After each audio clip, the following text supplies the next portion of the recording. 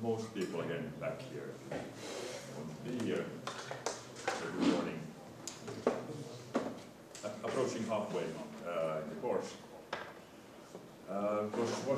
Was a couple of slides left from Monday, which I wanted to continue before going to the proper topic of today. So we talked about human-centric AI Monday. Now, in collaboration with Odette Scharenborg, Ningma, and Olja Kunina, we've tried to apply this human-centric AI also to speech technology.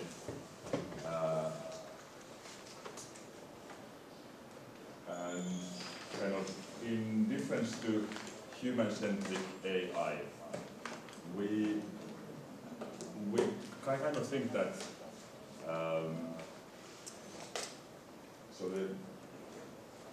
so speech has already focused a lot on users for a long time.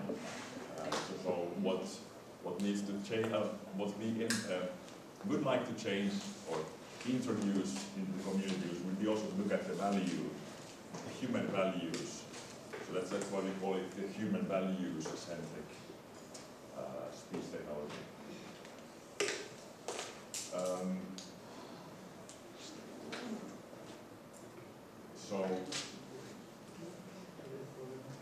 So kind of the outcome is that everything about this course now would be about human values-centric speech technology, where we are not only kind of optimizing the business values, but really trying to look at what is good for the humans. And so not just the individual users, but the communities and humanity in general. And that was basically all if we have time at some point, we can kind of discuss the values, what are our values as well. But I won't now take time to make sure that we have time for all the material. Yes, but that then just what was left over from now the proper topic of today. So originally was supposed to be Branna talking here, but sort of noticed I have to improvise something here, so I give a very short introduction of what is speech and speech technology. And this is now mostly, of course there are people here who already know speech well, so but it's mostly for those who are not so familiar with speech technology yet. So first of all, we have to think about why is speech interesting. Perhaps I can ask you, why is speech important? According to the Professor Edna's lecture, so he mentioned that first thing we learn is speech, how to talk, rather than like reading or writing some text. Yeah. First thing we learn is speech, then we go to the text. Yeah, so first thing we learn is speech. Yes, that's true. Respond to the environment. Speech results in some actions. Speech results in some actions either by the speaker or from the person who is a listener. Yeah, but so we can do that also. So if that flow is proper, if the flow is meaningful, then it will perform some meaningful action. Otherwise, it can lead into some disasters. Yes, but we can get meaningful action also through writing or touching or something. But the fact is just that, just like you said, that speech is very fundamental to humans. It's the most important mode of communication we have, and that alone makes speech important. And that also makes so because speech is important to us, it also feels natural that we should apply it when interacting with computers. So it's in this sense very natural to use speech with computers, but at the same time it's also very unnatural to use speech with computers, because we have a kind of millennia-long cultural experience, and like it's in our DNA how to communicate with speech with humans.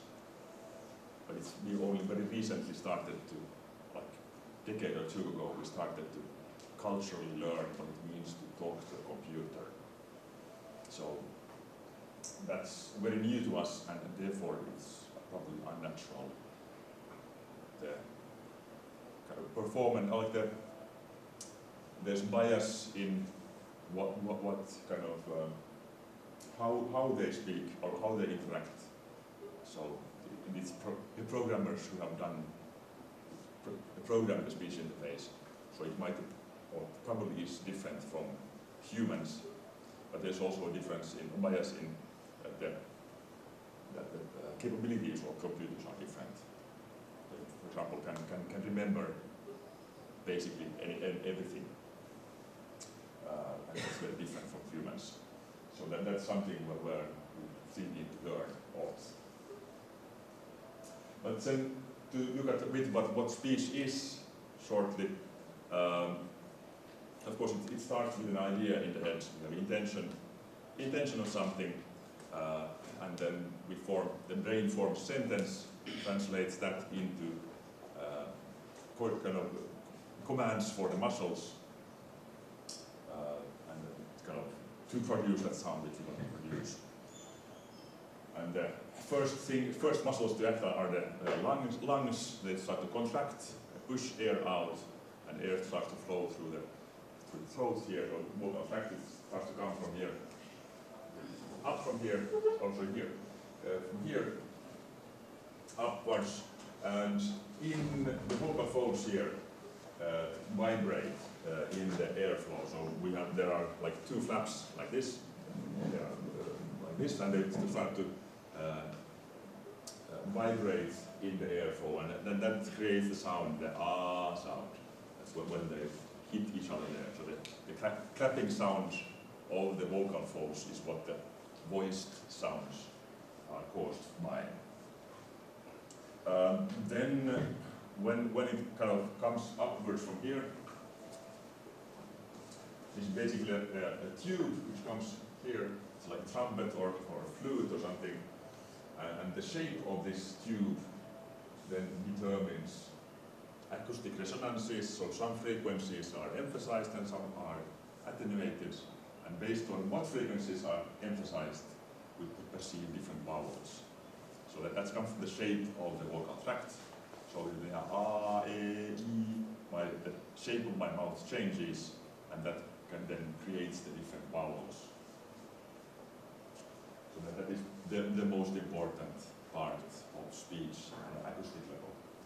But that's then, of course, just the vowels. The consonants are then restrictions or constrictions in the airflow, like you put the tight spot here in front. It's so tight that the airflow goes into turbulent mode, and then you get this noise-like sound.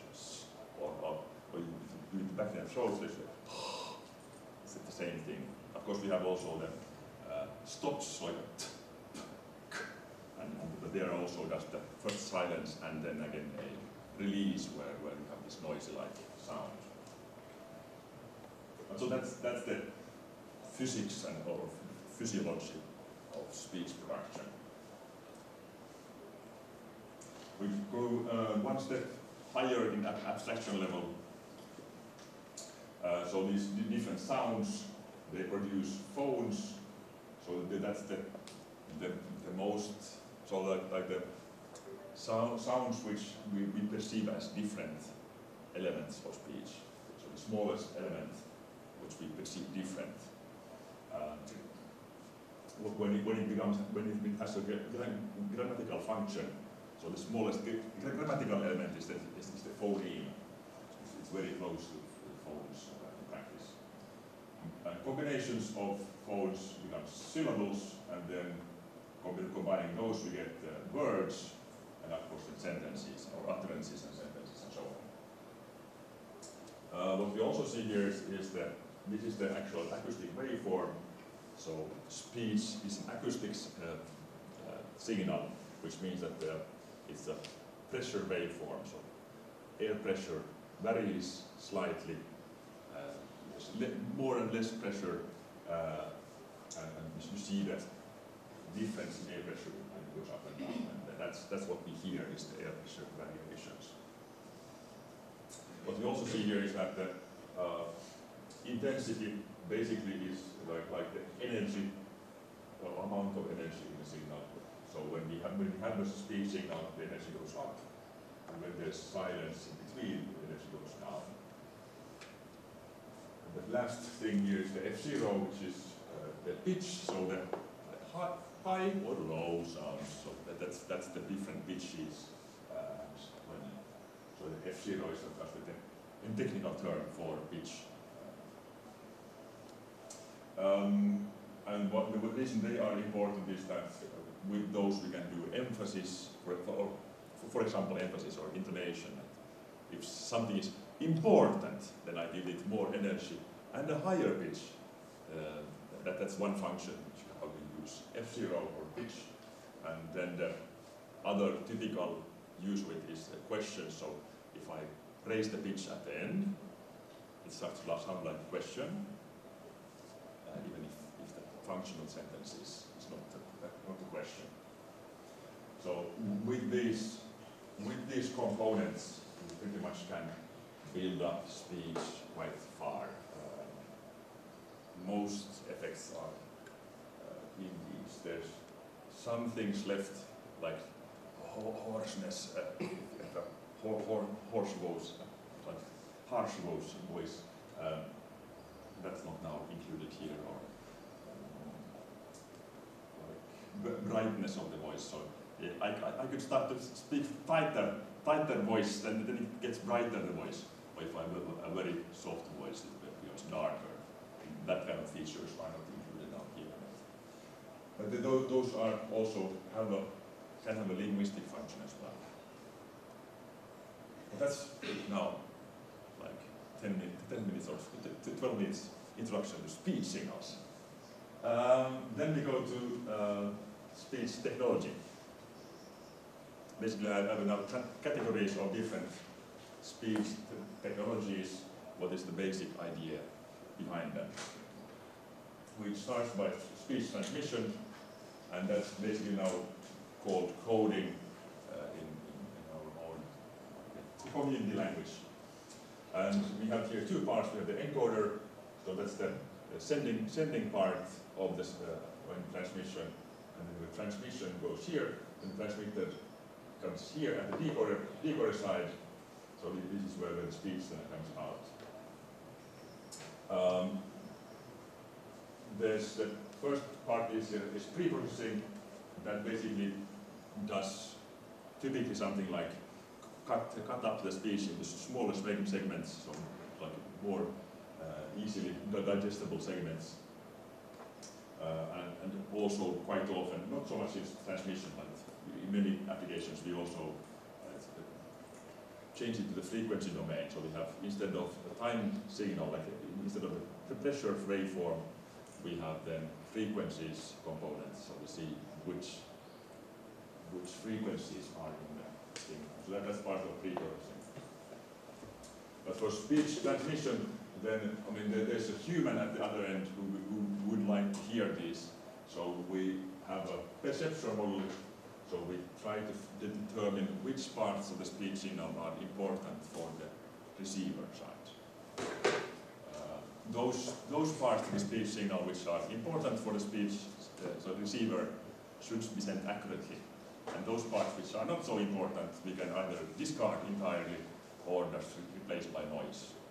And of course, then it's not either or, but it's a kind of continuous grayscale between these two extremes, so either accurate or completely discarded.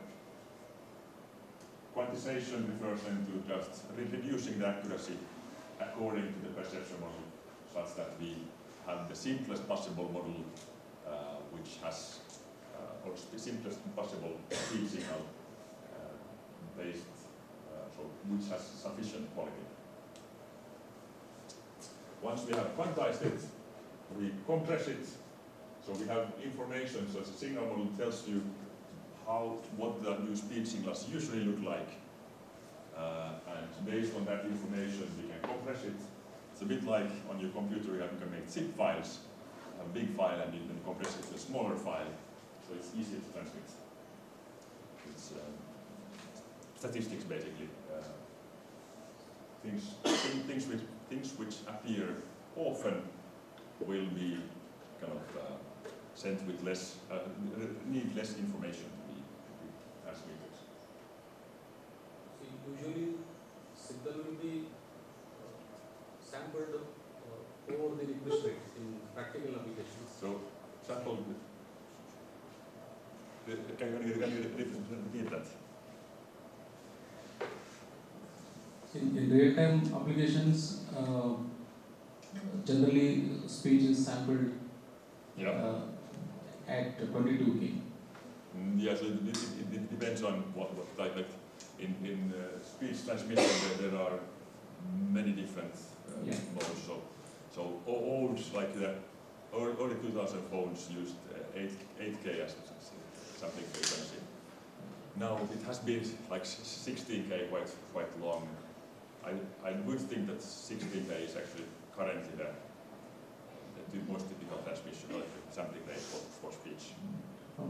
Instead of building the signal model and determining perceptually important features,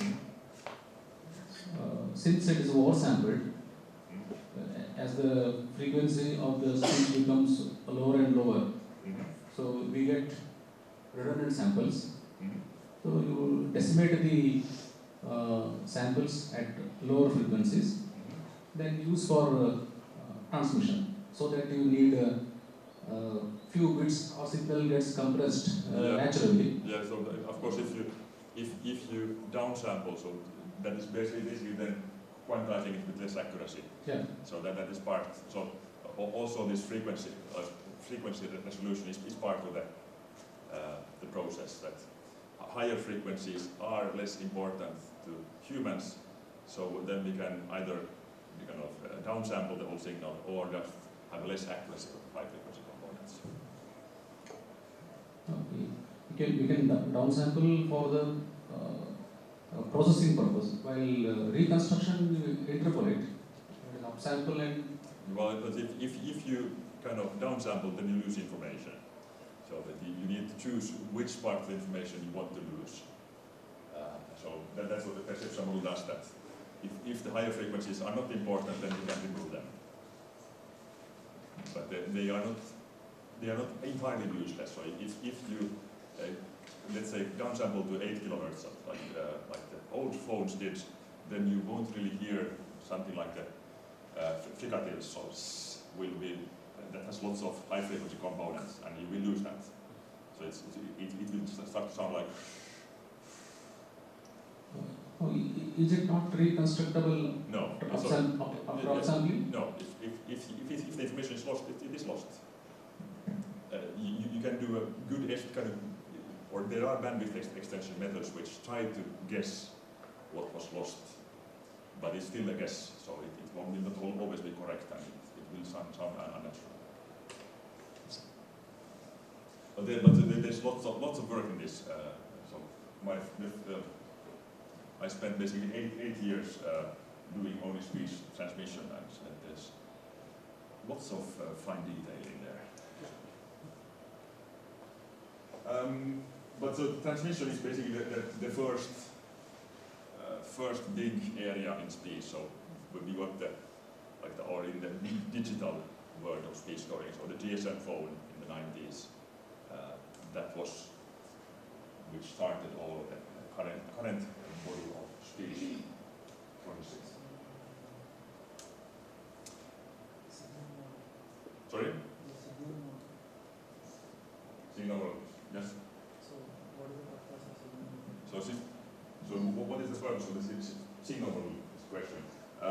Yes. So that tells kind of stores what is the average what kind are the speech signals? What is the statistics. What are usual speech signals? So, It's a protocol setting. sorry? What are the things we supposed to take it? Yeah, so it's a, for example, what is the average pitch, or in which range can the pitch be? That would be in the signal, or what kind of vowels do we use? We can create artificial vowels which don't exist, but we don't want to kind of spend, we don't want to, we don't have that in our signal model, because that will be like extra information which we can send, but never happens in practice. And also like something like a trumpet sound, it is a sound, it's an acoustic signal. Humans cannot, or it's hard for us to recreate trumpet sounds with our voice. So we don't have that in our signal model, and therefore we are unable to recreate such sounds, and that saves them bit rate, or saves bits. But yeah, so the speech analysis is actually perhaps in some sense the most important.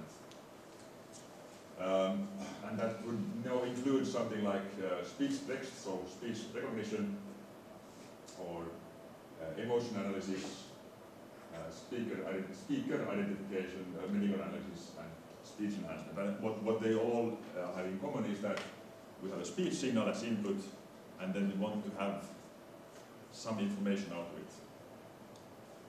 To extract some information, like now in speech text we want to extract text information from the speech signal, or in emotion analysis we want to categorize which emotion does the speaker now have, or who is speaking, or what is the health state of the speaker.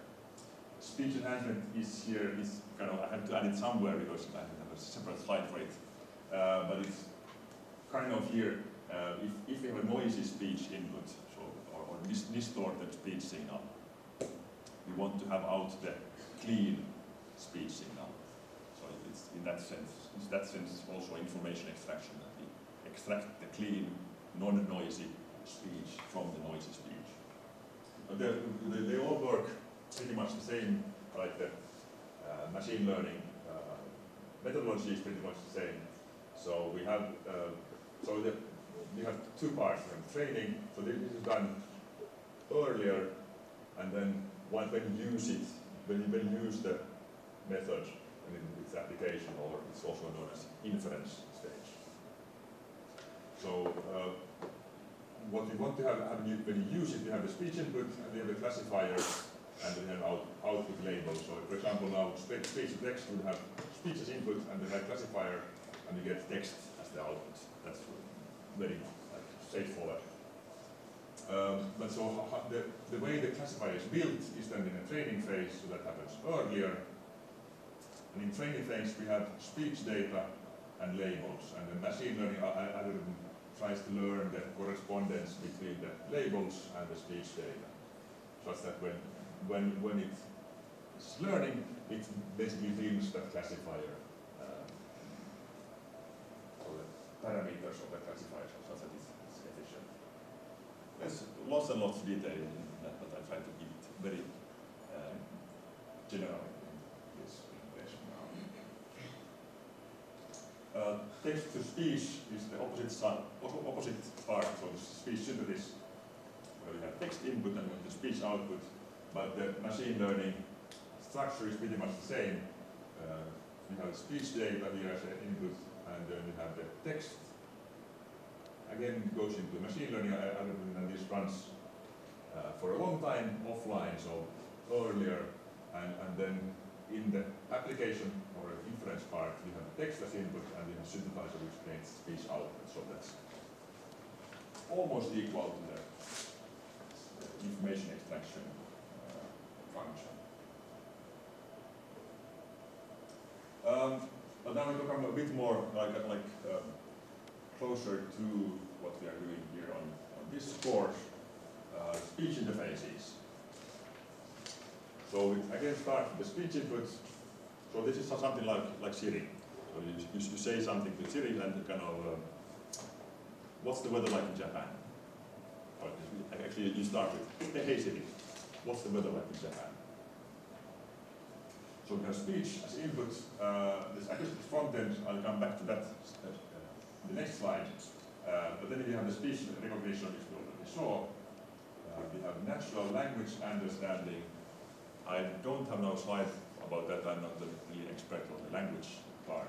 But basically that from the text input, it extracts the meaning. What should I do? So it converts text into some actionable things, what the computer can do. So now it understands that the user is interested in the weather in Japan. It goes into dialogue management, and let's see that where can I get that information? And then it's okay. I have to go to the internet and search for that. So actuator means that it does something actual physical in the world. Or if I say that computer lights off, it would turn the switch. So the turning the switch is the actuator here. The dialogue management also has a memory in it, so that if you have multiple commands, the computer lights off, and then also the close the ventilation or something like that. So it would keep track of what all commands have been and how they can be combined into a thing, and also it creates a response. So if I'm asking for the weather in Japan, it will then fetch the information and then create a kind of action how to answer these commands. So now it goes to natural language generation. It starts to build, like it has the weather when it's sunny or raining, and creates a sentence out of that. And then the speech synthesis would convert that into an acoustic signal, and then the audio playback then is the loudspeaker then, which feeds it out back to the acoustic domain. So basically we have here like three different domains. We have the acoustic signal domain, then we have the text, or actually basically here in between. Here in between is the acoustic signal in a digital representation. And then we have a text signal in both of these channels.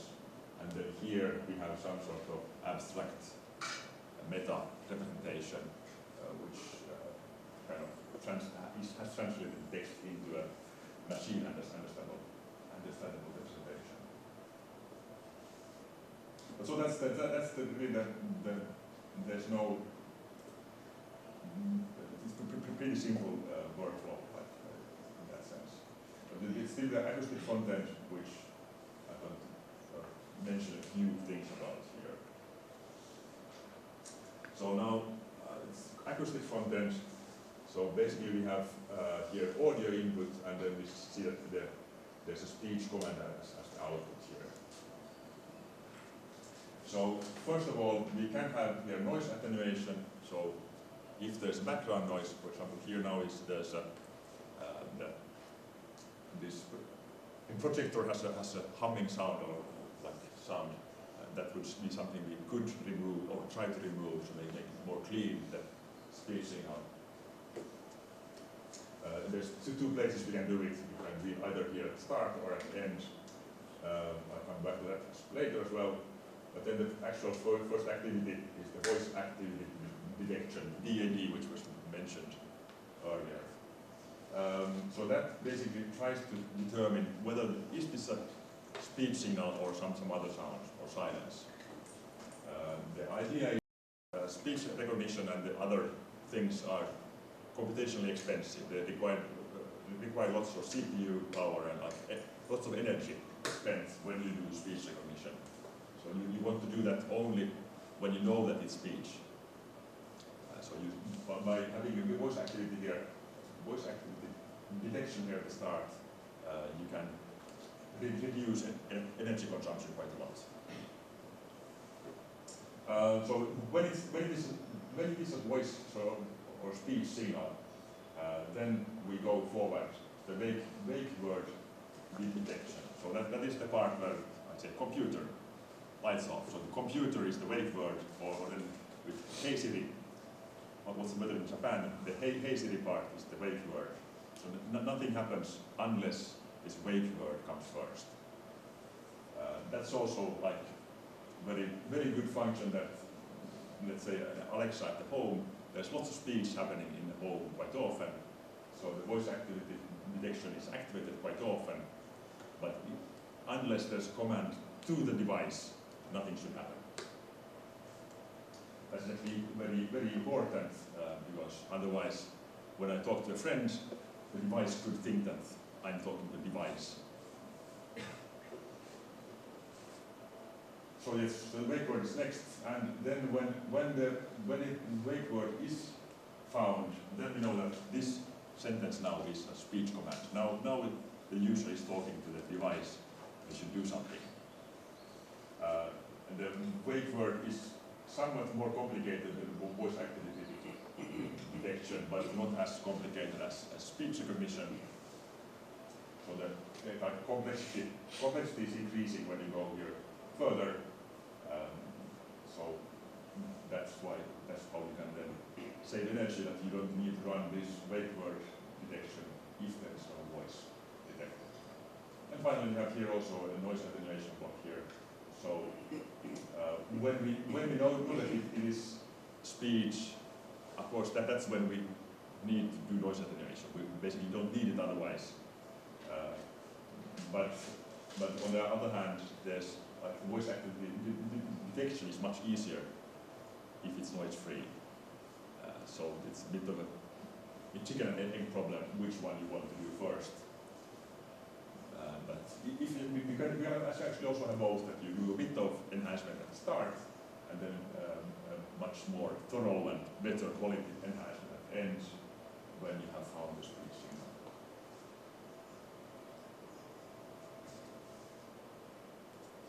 Yes. Oh yeah. So this is now my half an hour introduction to speech and speech technology. This all material comes from this website.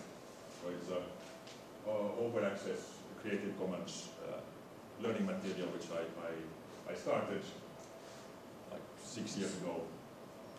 There's quite a lot of stuff there. Because it's Creative Commons and mostly by me, it's a very variable quality. Some parts I think are good, and some parts I need to work on. But at least if you don't know much about speech processing, it's a good starting point. And for like master, it's intended for like master student level students. But of course also doctoral students can benefit from that to extend their knowledge. And you can easily find it by just writing introduction to speech processing. That's the easiest way to find it. Introduction to speech processing. Question here. No. Like all the slides will be accessible to us after the course? Yes, so I will give or send everything to Jolly afterwards. I don't make it like public or in this book yet. It's now the first iteration. I want to have a few iterations before it's good enough material that I can publish it. But at least you get the benefit of that. Yes. I also didn't want to give it in advance because there are like some questions on the way which I don't want you to see the answers yet. So first the questions and joint thinking, and then you get to see the answer. Yes. Now we get the next slides.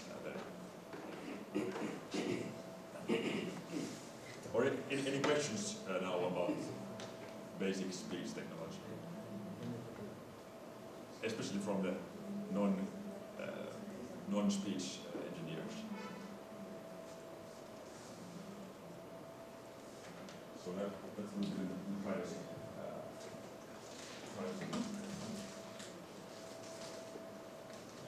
Sir, Yeah. can we expect any session regarding your work, technical work, any session? So technical work. So like the privacy which I now present is like half my work. Trust is 1/3, which comes tomorrow, and then there's just small things left out. So what I'm currently doing. The speech coding part is what I did earlier, but that's already 10 years old, so it's perhaps not so interesting. There, of course, I have other things I do, but I think the things I already cover most of it. But of course, on a very superficial level. So privacy is the topic now.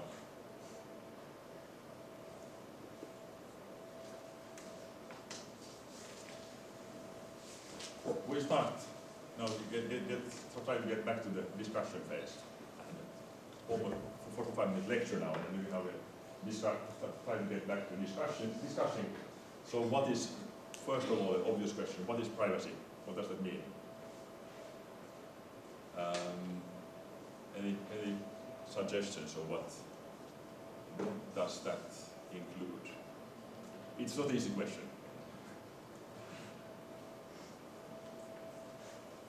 I have like 10 answers, 10 different answers at the moment. You looked up, you have almost an answer. Secured, something secured. Sorry? The microphone, yes. Something secured. Secure. So Yeah. security is, of course, very close to privacy, but it's not the same thing. Yeah. So first here is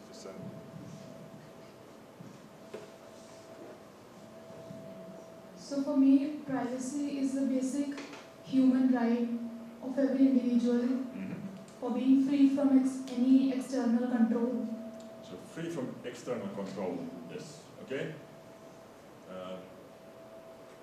Okay.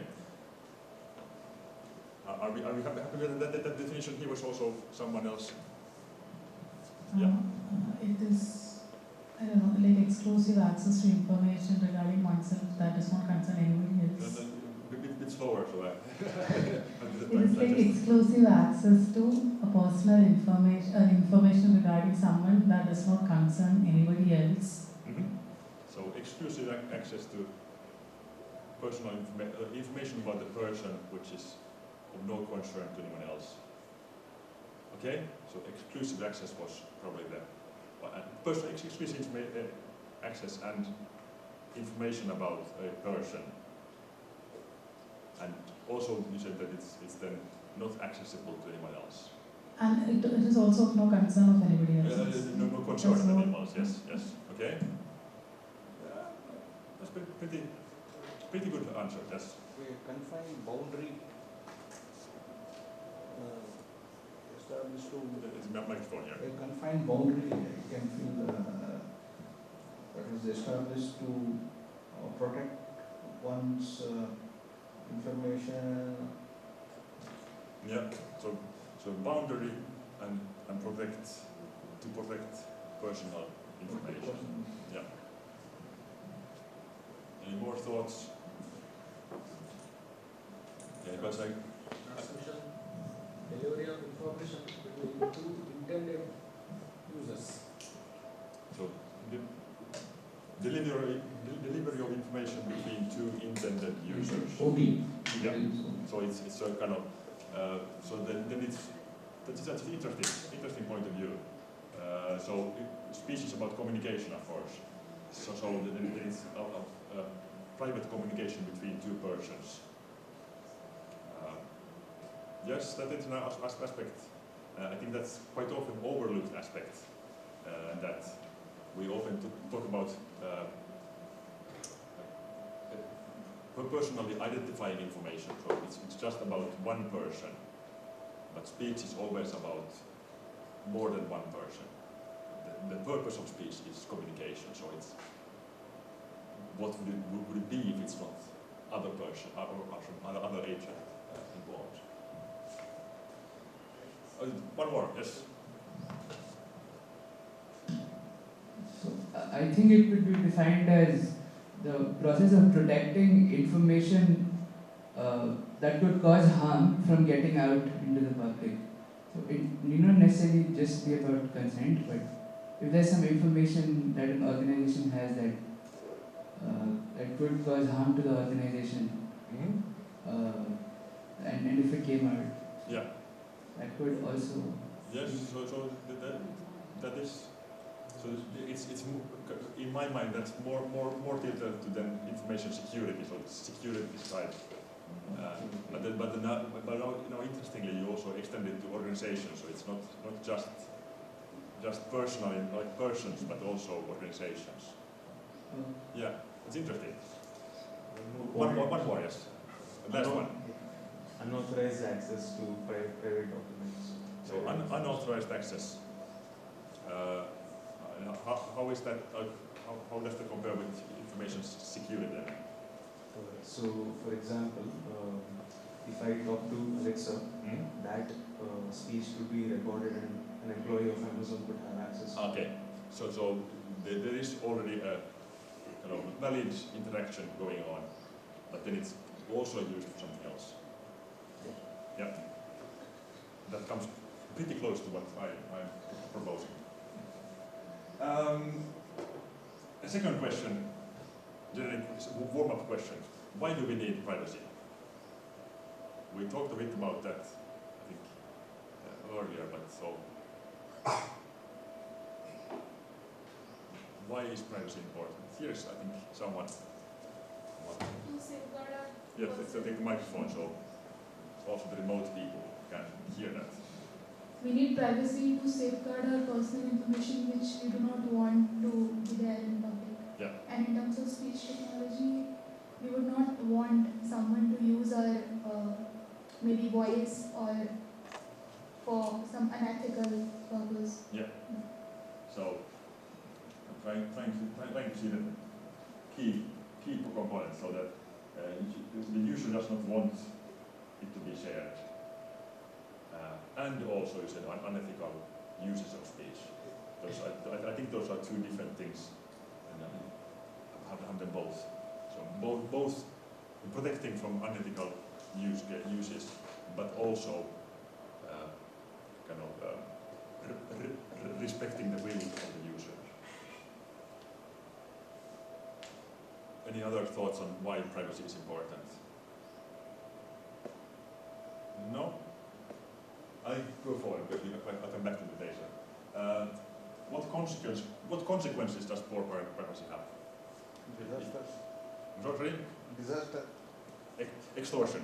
Disasters. Disasters, okay. Disasters, okay. What kind of disasters? Leak of private information. Sorry? Leak of private information. Leak of private information. Loss of trust. Loss of trust. Scam consequences. Sorry? Scam, yes. So leak of private information is, I think, that is kind of poor practicality, like what happens. So the consequence of that. But so there was the Unfair competition? sorry? Unfair competition, yes. Or unfair kind of let's like, yeah, I'll come back to also that. But unfair competition is one part, yes, definitely. There was scams mentioned. Any other ideas now? No? So what information in speech is private? Sorry? Okay, that's right, that is down. Lots of things. So identity.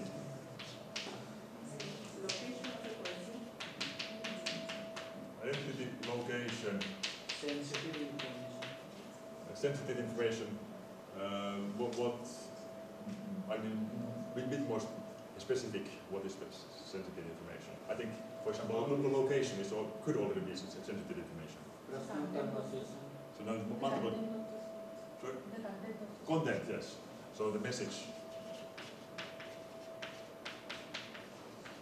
There was some yes here.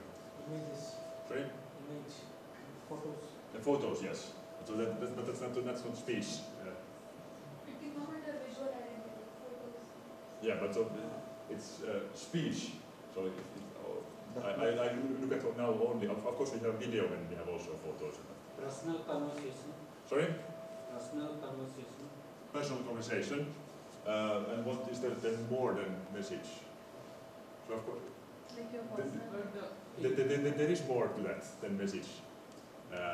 your personal attitudes and opinion about things. Yeah, the opinions. I'm still looking at kind of the personal, like when you have a speaking with someone, that's more than message. Relationship. Good. Personality of the person between. Personality, yes. Personality. Emotional status. So after the second row, yes. Like it's emotions. Health, yes. It's actually pretty much similar that we already had the similar list the other day. Background information, where the person is seen. So the environment, yeah, environment.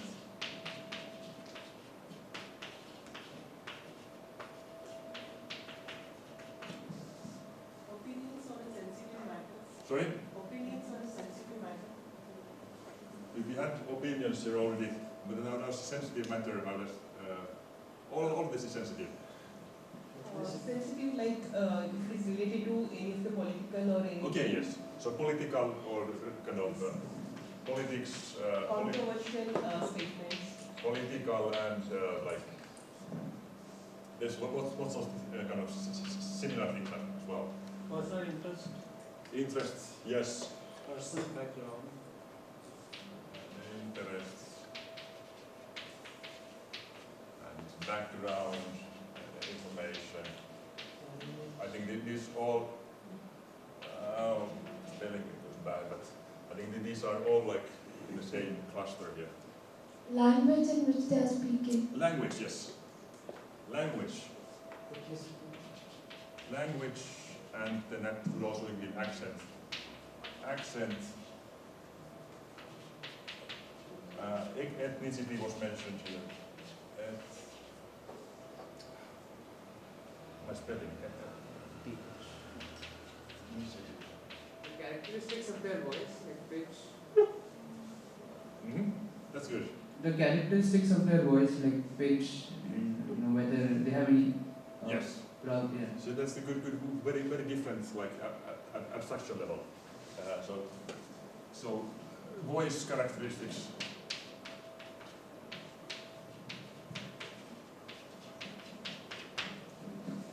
Yes, so I have a list here in a second, so we can stop here. But so then, and I think we already caught some things which were not on my list also. So this is very good because this is not the list we can finish. I mean, we can always invent more categories which are private information, which are in there. So if we want to protect privacy, we usually can, let's say, we take emotions and try to remove that from a speech signal. But all these other things are left. We can always try to remove one thing, and everything else is left. So then we are faced with the problem that how do we ever think, be confident that we are finished, because there's always something left. And why should the developers care? I think that when you look at the consequences, then more consequences, that should be obvious. Bit of background of this area. So this comes now from the paper Anna Lisanowski and Silas Rech. So Silas is my current doctoral student, and I worked with Anna, or she was a short while visitor at our lab. They made a big review of evaluation of privacy, security, and trust.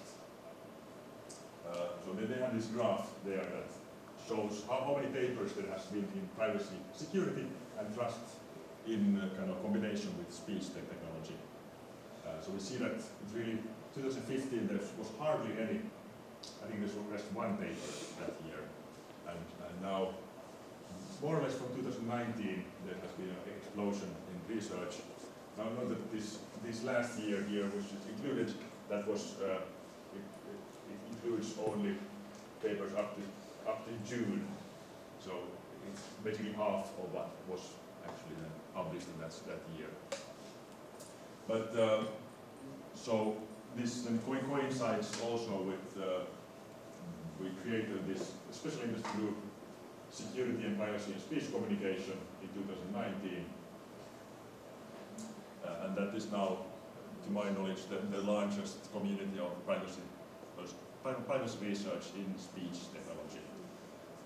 I think something like 250 members, or like people on the email list. We don't really have a membership to that. It's whoever is interested can join the email list.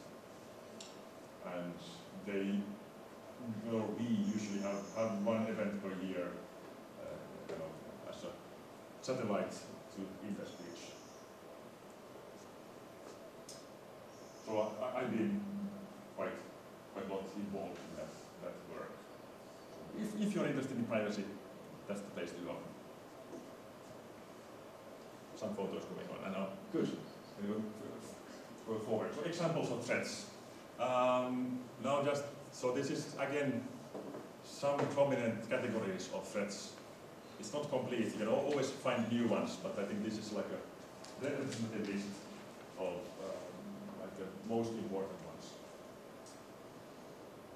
Price gouging. I'm not a native English speaker. Is that how you pronounce that word? Gouging or gouging? Sorry? Someone? Gouging, okay, good. So, for example, now if there would have a depression or let's say Parkinson's, that can be audible in the voice, and then let's say an insurance company could identify that from your voice, and suddenly you don't have an insurance anymore. Could happen in principle, or that you are unable to get bank loan anymore, mortgage, because of Parkinson's. Could happen. Or then if you have flu, suddenly the cost of flu medicine goes up in the pharmacy for you.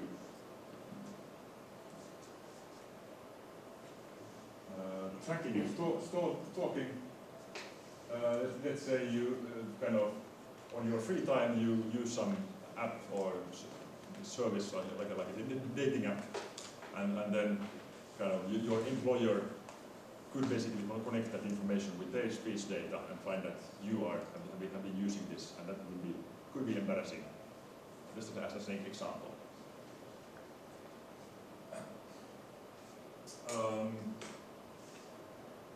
Extortion, public humiliation, so private health problems. Let's say again you are a boss of a big company and you have Parkinson's. You might not want the investors to know that, right? Or you want to choose how you kind of when you make that information public. And when it's not yet public, they could extort. So someone could extort you, or a romantic affair could be something which is heard from the voice in some setting.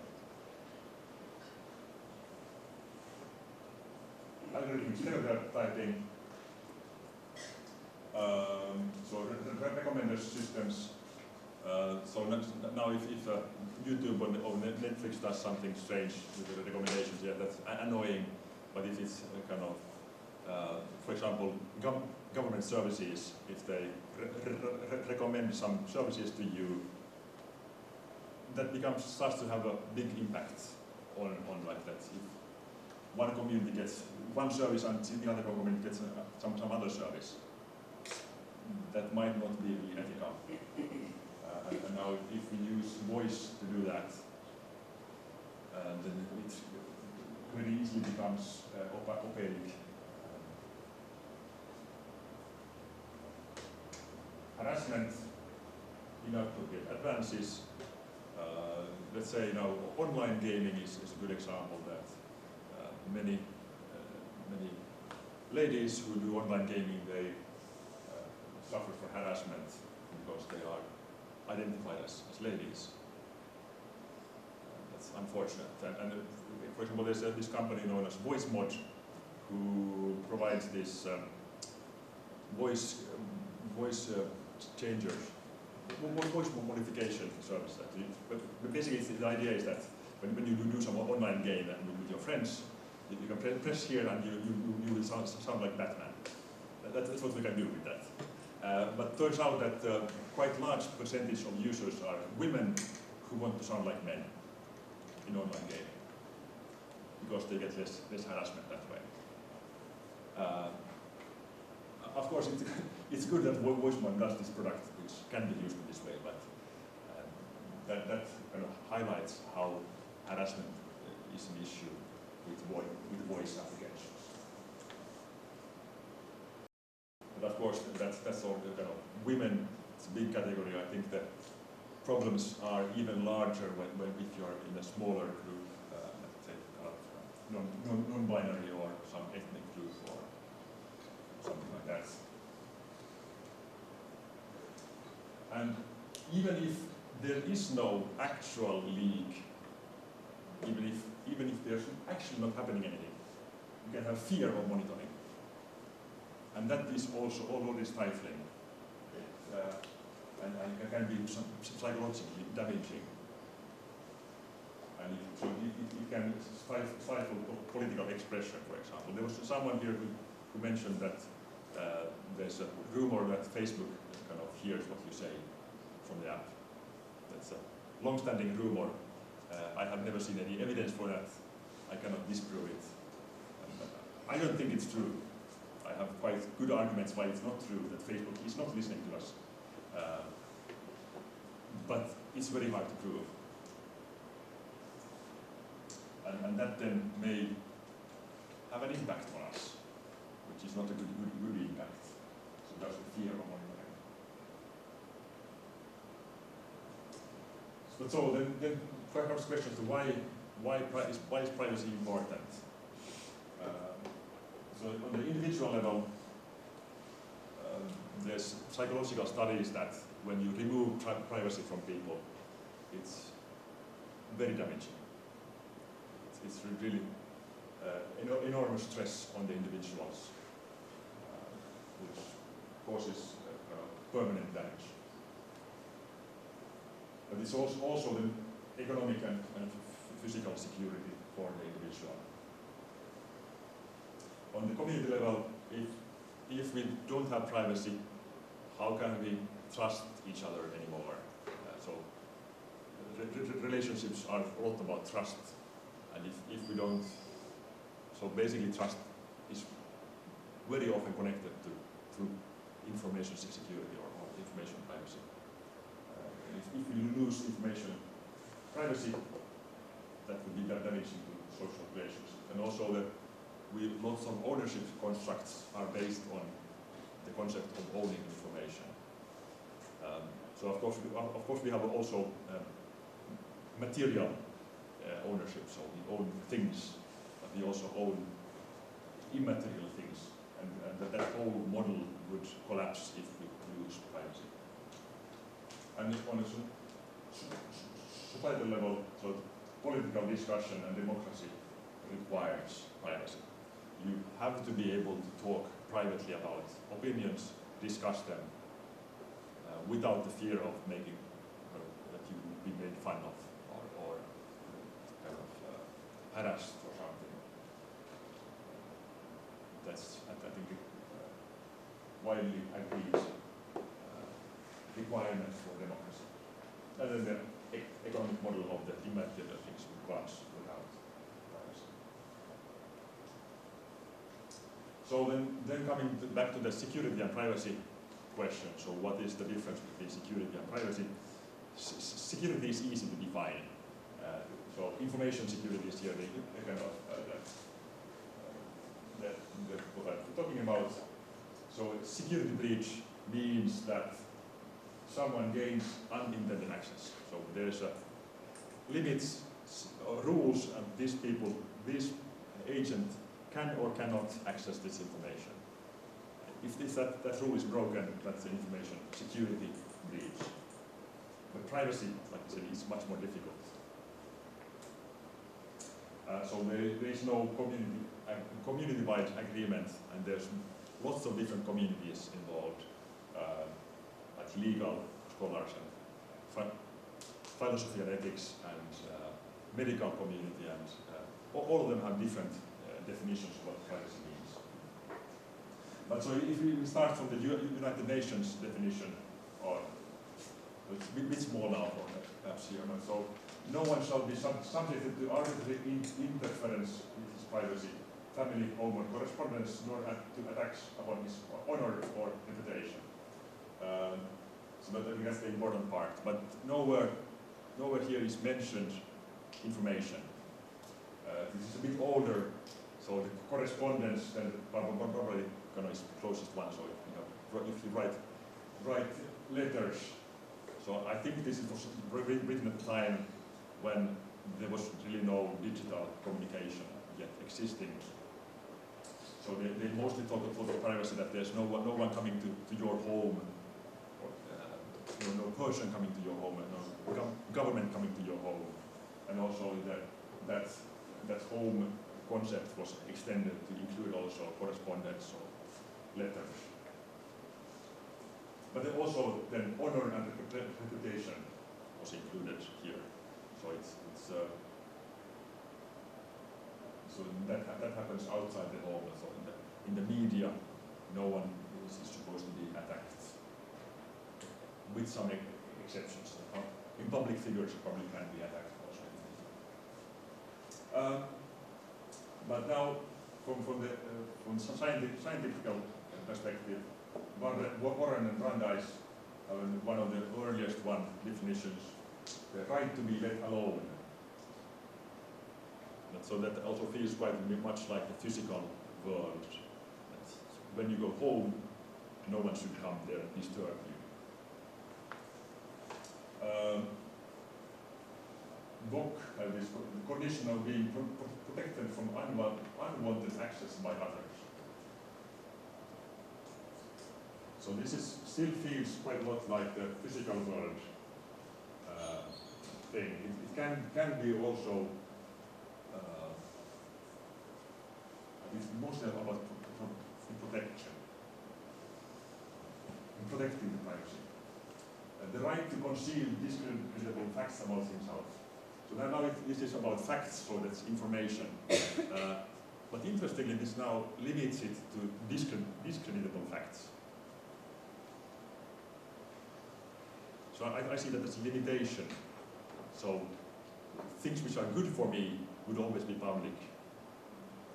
But let's say like my body, I have clothes on. I could have a nice looking body or bad looking body, but I still keep that hidden under the clothes. So the body could be nice looking and therefore good for me, but I still prefer to keep it hidden. That's that privacy. So I think this is not a good limitation to have this discreditable here. But this starts to also look at the facts for information. That's one step of advancement there. Raymond, 1976, the right to protect the individual's interest in becoming, being, and remaining a person. So very different level of definition. So a personhood now is first time mentioned here. What it means to be a person. So now it becomes quite then philosophical. What is a person? But also things becoming, being, and remaining. So it includes the time axis. So it's over time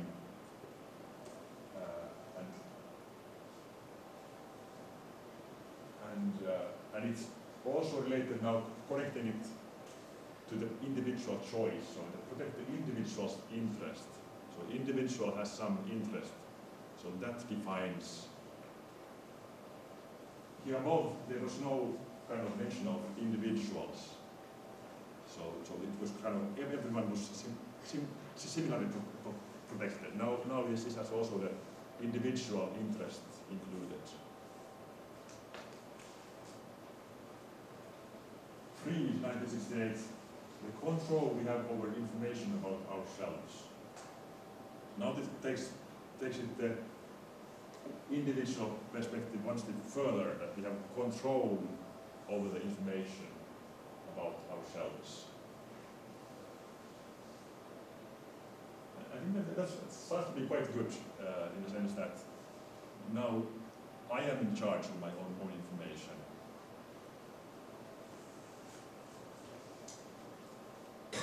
But Nissenbaum's definition 2004, I think that's the most widely accepted perhaps or discussed definition, is that the right to the appropriate flow of personal information. Appropriate, I think, here is the key word. So it's somehow always context dependent. It depends on what you have to always have a discussion on what is appropriate. It can be that the individual has the control when it's appropriate, but in some other cases, for example, medical information, in some cases it can be that the hospital should have some control of the private information, if that's appropriate. So it defines it as a discussion. You should always need a discussion of what is right and what is wrong. So I think this is quite a good one.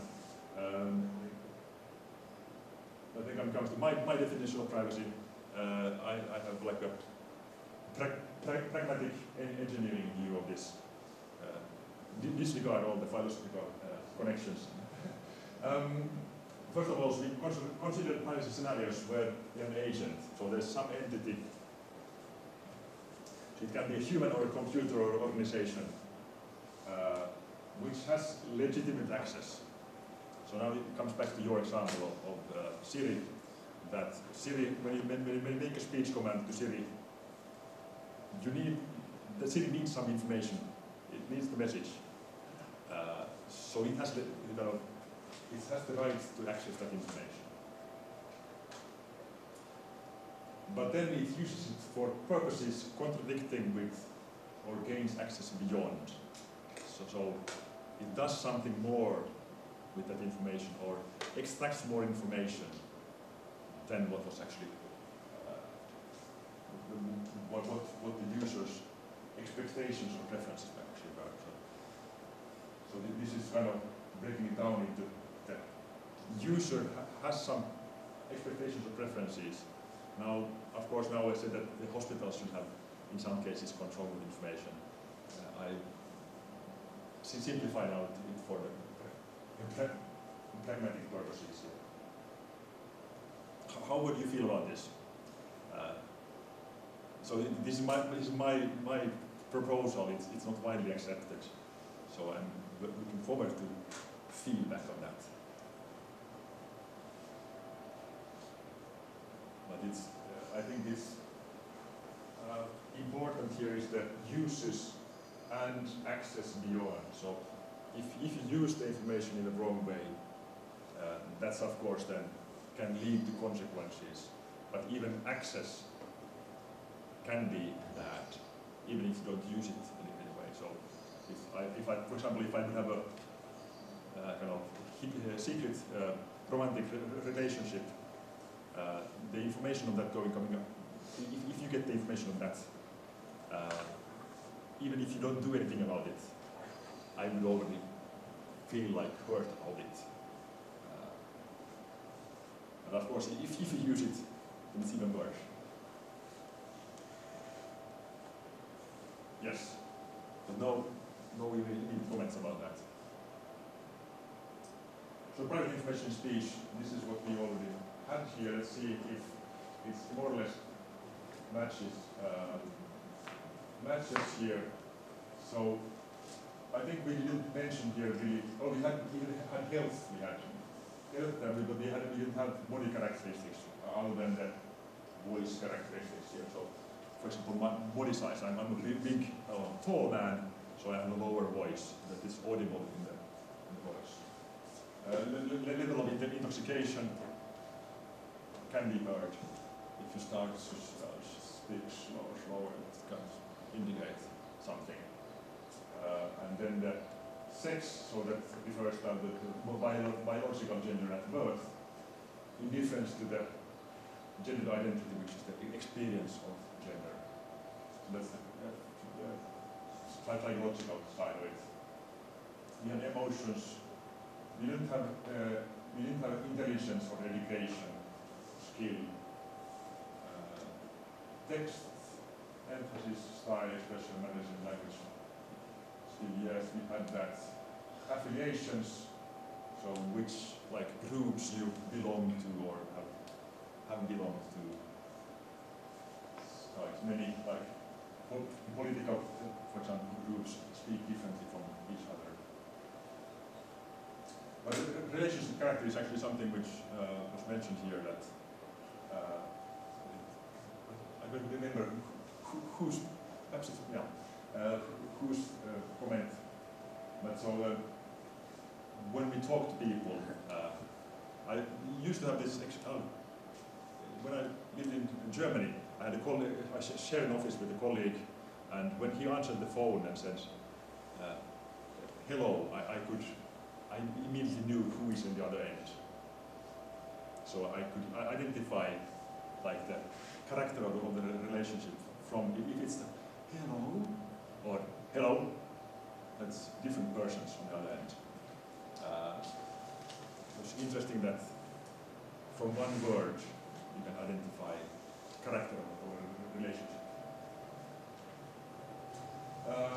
Yes, and then background sounds. If you talk on the phone with your boss and there's a loud music playing in the background, it can be private information. You are perhaps not at the office right now. It can be sensitive. Hardware and software, that's more technical, but we can sometimes identify some characteristics of the hardware and software used. I put here speaking identity at the end with the question mark. So, because if we have all of these, all that information is already included, is there something else left? I think all of these jointly constitute what is identity. Of course, like, we need to have it on list because it is a kind of property, attribute. But it's a bit kind of different level of attribute than all the others.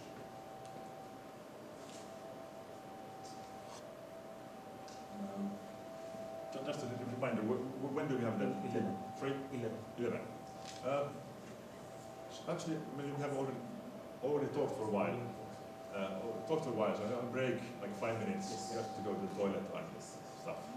So 5-minute break.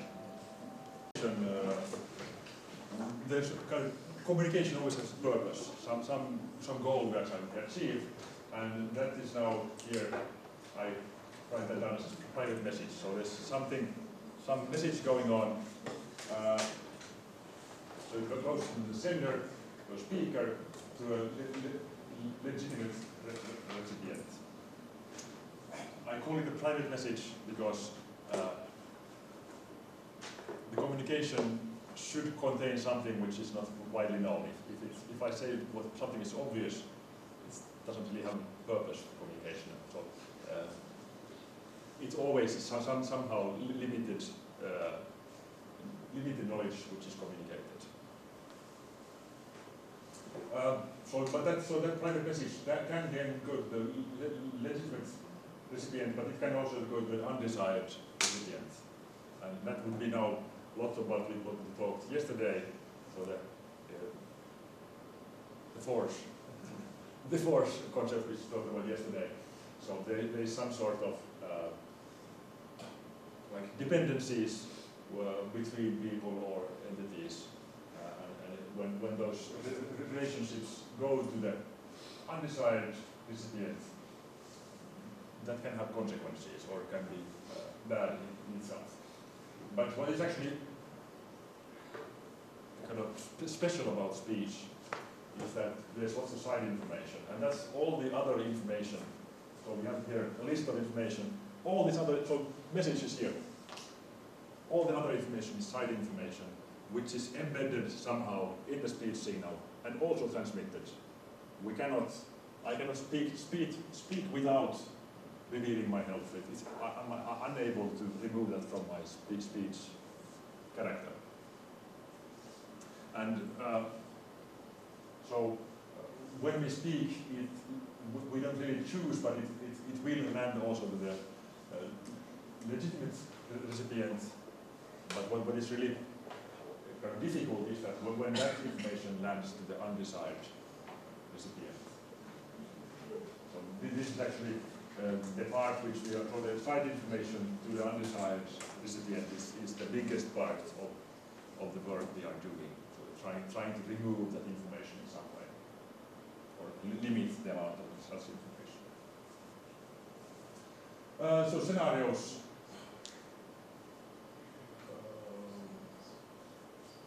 See. First we talk about a bit of attackers. So what types of attackers and attacks we consider? So we always talk about attacks, so they don't have to be really kind of, it sounds very forceful, but it just defines any undesired access. So what types of access, undesired access, can we identify? Any ideas? Here, first one. Collusion. I mean, like collusion. When my information get sorry, when my information get colluded with like multiple third parties, I'll be able to like retarget it. Okay, so you mean that multiple? So you mean that so one information is spread across many people, or do the separate agents have separate information which they combine? So separate information, pieces of information get combined to give some new understanding of private information. Yes. Yes. So that could be. I'm trying to think of an example of that. Say for example, like Alexa. Yeah. I mean, like I mean, even after like saying my activity, voice activity activation command, right? It still collects data from me, and possibly like that can be perpetuated to like other. Yeah. So I mean, like, what Google is currently doing, right? I mean, like how it is selling advertising, the same type of advertising potentially Amazon can also do. Yeah. So because for example, the advertising, you can use that information.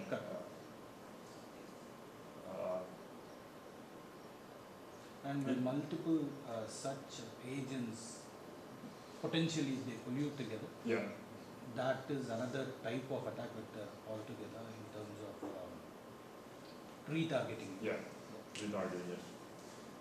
Any other types of attacks? Hacks. Sorry? Hacking. Hacking, yes. So a person trying to gain access to information, but that's then usually a security issue. So information should be protected by default, such that you cannot get access unless you are right to access. So market. So the targeted ads. Okay. Yes. So that can be an issue. So that's for me that is an issue. But for me that feels like an inconvenience. So if no, it will also sort of give you this information and it will sort of produce demand. Yeah. So that we can sell the product. Yeah. Which can lead to health issues. Yeah. So if you get if they discover a weakness in you, that you are the tendency to overuse something, then they could market especially that type of things. Yes, that's true. Or then market something to kids which is not healthy for kids. Scraping. Sorry? Scraping. Scraping. Yes, so that's a different type of attack. So just going through the internet and collecting all the audio from there, or speech. Generating fake speech. Deep fake, yes. That's generating speech. Yes, so generating speech, that can be a privacy violation. There was, now I forget who it was. Was it perhaps Tom Hanks' voice, which was, or reproduction of Tom Hanks' voice was used in an advertisement without his consent.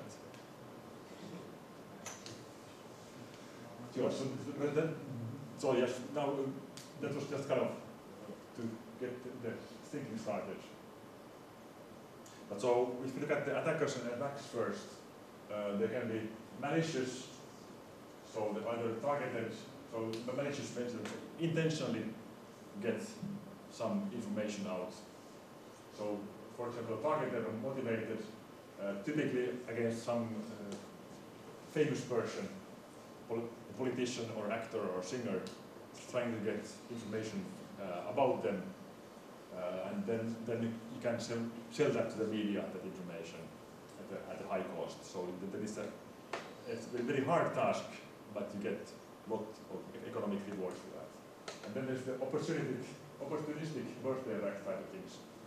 So it refers to the birthday paradox, which I don't want to go in here now, but so basically the same as spam mail is to send billions and billions of emails out. Someone will click that link by mistake. And so it's very, very low cost and probably low gain to probably don't get so much money out of it, but it's so easy that it actually can be profitable.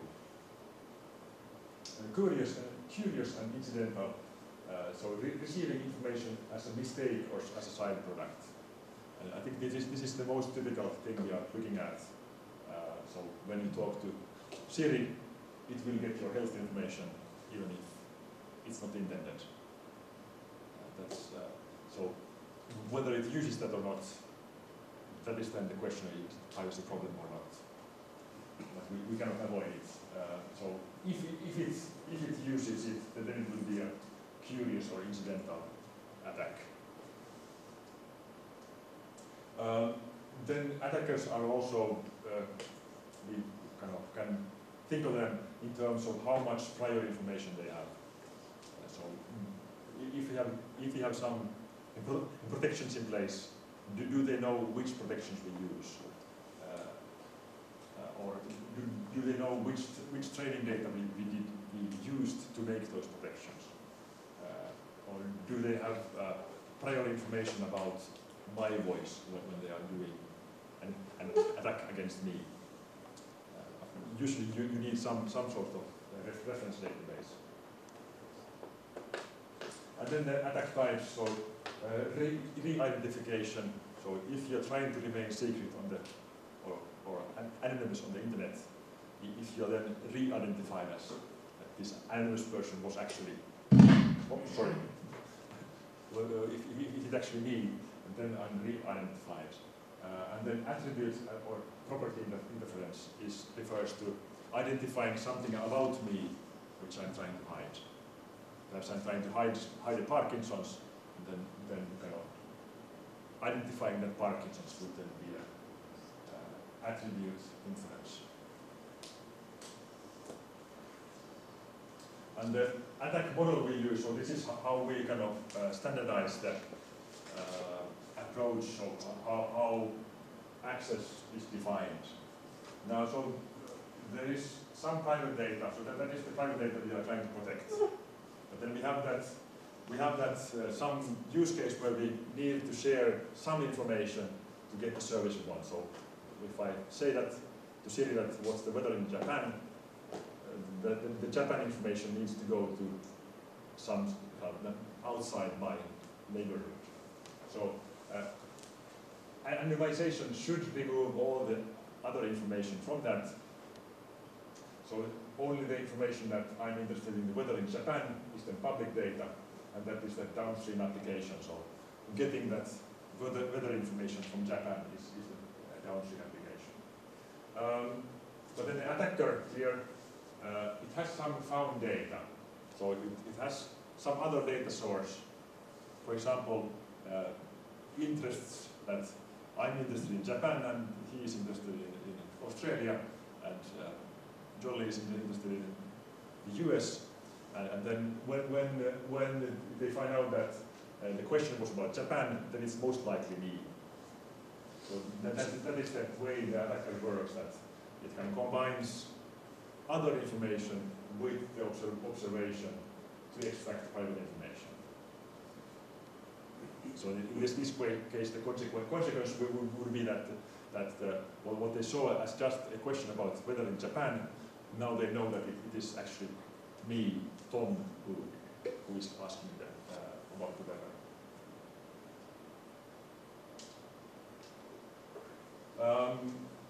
There's lots of words here. I kind of perhaps leave that just to, you can read it afterwards. But there's lots of words which can come out. Perhaps there's few words which I can highlight things here. So there's voice conversion. Voice conversion refers to changing attributes. So for example, now changing the identity of the speaker, but it could also be that just to change the gender of the speaker, or change the mood of the speaker. That's voice conversion. The anonymization is voice conversion with the purpose of concealing the identity. So that's a specific type of voice conversion. Or it can be also concealing an attribute. Pseudonymization is anonymization that can be reversed. So then that if we afterwards get to know the true identity, then we can always reconstruct the original signal. That's pseudonymization. And that is useful in many cases. For example, if you are in an online community, that's gaming, for example. If you want to be always the same person, so you want to always have the same voice, that you get to, that the other people on the platform will know that this voice belongs to this game character. So, but then that means that if they afterwards get the information that it's actually Tom who is this game character, then they know the whole history of my gaming. But so that is the pseudonymization.